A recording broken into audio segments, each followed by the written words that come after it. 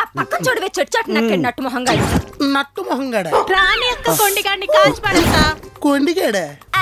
నువ్వు కాల్చేలోపు బట్టగాడు బాంబు పెట్టి పేల్చేస్తాడు. బట్టగాడా? పేల్చని పరింగలేదవా ఫిరంగిని పెద్దాం. పరింగలేదవా?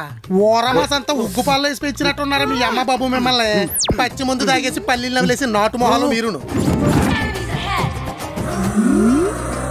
గజ్జి పట్టుకున్నట్టు పట్టుకుంది పనికి మళ్ళీ పబ్జి. అయ్యగారు అలానే అంటారండి. ముందు మీరు ఆడండి. చికెన్ డిన్నర్ దొబ్బేలా ఉంది. ఒరే అంజి కంఫర్ట్ గా కూర్చోరా, నడున్న పెడద్ది దొబ్బిద్దా. తిట్టుకోవడానికి ఆడుకుంటున్నారేంట్రా? ఒక్కొక్కరికి కోసి కొత్త కారం వేసి కుట్లేస్తా చెప్తున్నా.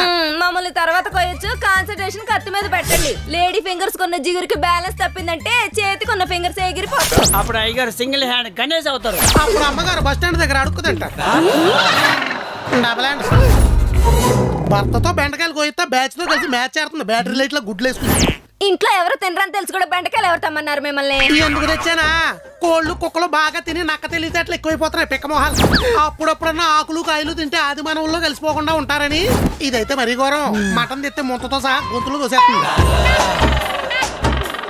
ఏ కాదా? అందుకే అయ్యగారు మీకు ఆహారం దొరకట్లేదని ఆకులు అరుములు తెచ్చుకుంటున్నారు.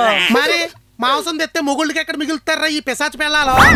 మొక్కలు మెక్కేసి ఎగురు ఇదిలిస్తారు. ఇంకొంచెం లేట్ చేసామనుకో అది కూడా నాకెత్తారు.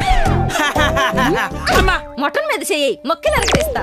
అసలు పచ్చళ్ళు పొళ్ళు కనిపెట్టిందే పస్తులుంటున్న పత్తుల కోసం రా. లేదంటే ఒట్టన్నం తిని గట్టు మీద పడుకునేవాళ్ళు. బండి పట్టకుండానే ఒళ్ళలో ఒక బస్తాలా తయారైందా? అవునే, నీ వంట తినే ఎడ్ల బండ్లో ఒడ్లు బస్తాలా ఉండేవాడిని కాస్త ఊదేసిన ఒక బస్తాలా అయిపోయింది. అంటే బియ్యం బలం మింగేసింది తిమింగ. ఏ కాదా? సున్నంలో తలకేసిన ఎలా చెప్తుంది ఈడొకడు. చెప్పరా నా బెండకాయ చిచి చెప్పరా బాబ్జీ. బావా మన దాక్షారం దాచించక్క పెళ్లికి వెళ్తున్నావా? ఏంటో దరిద్రుడికి పెళ్లి అవుతుంది ఏంటి?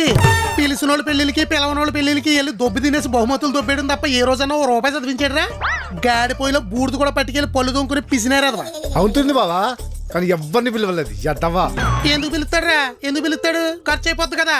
ఓ ఫ్యామిలీ ప్యాక్ తెప్పించేసుకుని ఫ్యామిలీ అంతా తినేసి పెళ్లి చేసేసుకుంటారు. కానీ ఒక్క శుభలేఖ మాత్రం ఆ ఫనిగాడికి ఇచ్చానంటరా. మరి పని చేయడానికి ఓ పనికి మాల ఏదో ఉండాలి కదా.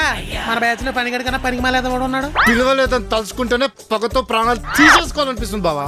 నువ్వు నలిగిపోయి ఏ ప్రాణాలు తీసేసుకోకు. మళ్ళీ నీ ధనం పోయిన మేం కార్డులు పంచాలి.